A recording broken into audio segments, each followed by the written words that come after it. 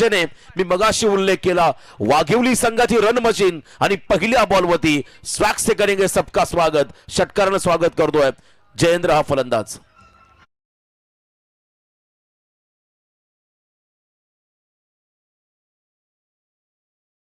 मध्ये पाहायला मिळाला होता।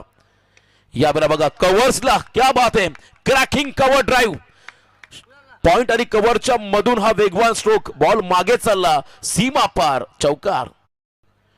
इथे फुल टॉस, गुडघा वाकवला आणि बॉलला फक्त दिशा दिली, पॅडल स्वीप करत असताना बॉल मागे चाललाय, डीप बॅकवर्ड स्क्वेअर लेगला, अनस्टॉपेबल जयेंद्र हा सलगचा दुसरा चौकार।